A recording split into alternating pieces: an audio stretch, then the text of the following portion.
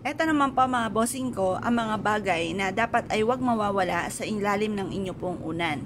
Bakit ka mo mga bossing? Unang-una mga bossing ko, ang silver, takot po dyan ang mga bad spirit, ang mga negatibong espiritu.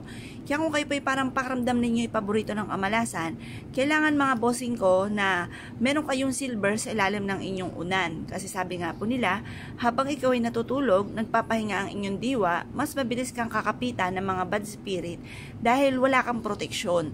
May mga taong manalangin sa inyo ng masama at kayo ay walang ganito, maaaring tatalab ito sa inyo. Lalo na kung masama talagang ginawa nyo kasi may balik po yan. Ngayon po mga bossing, mas mainam na meron kang bilog, kagaya nito, barya, mas mabilis gumulong ang magandang kapalaran. Sasabayan din natin ito ng bawang. Ang bawang ay pantaboy ng mga bad spirit. Para tuloy-tuloy ang pasok ng swerte, mainam na gamitan natin ito ng bawang.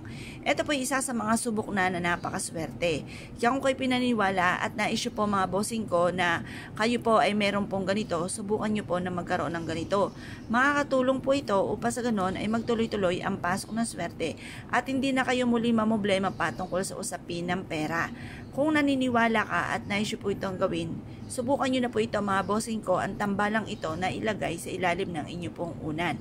Ang dulot nito ay napakaraming blessing, napakaraming swerte. Kung naniniwala po kayo at na-issue po itong gawin, subukan nyo na po ito. Gawin nyo ito ng mga bandang 6:30 hanggang alas 7, pero ibibilad natin ito sa sinag ng araw hanggang alas 8. Umarap ka sa gawin silangan at mag-wish. Sa pamamagitan nito ay magtutuloy-tuloy ang pasok ng swerte at kailanman hindi na kayo mamumblema tungkol sa usapin ng pera. Maraming mga pangarap ninyo ang matutupad na ng mabilisan at hindi pahirapan pa po ito. Basta mag-wish ka kung ano gusto po ninyo. Pagtapos ka na mag-wish mga bossing ko, ito pa ibilad nyo sa sinag ng araw. Matapos ang hanggang alas 8, kunin nyo po ito at pagkatapos mga bossing ko, isiksik nyo po ito sa ilalim ng inyo pong unan. Huwag nyo na po itong tatanggalin.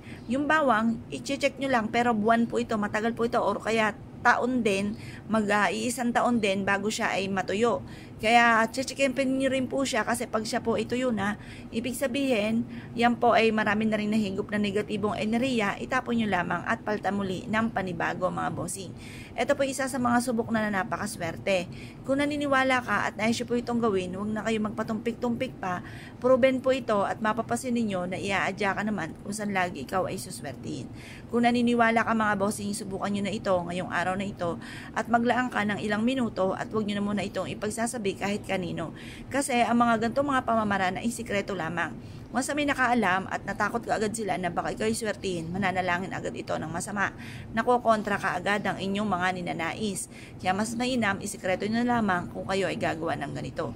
Kung naniniwala ka at naisyo po itong gawin, ay siya mga bossing, good luck bossing niyo po lahat.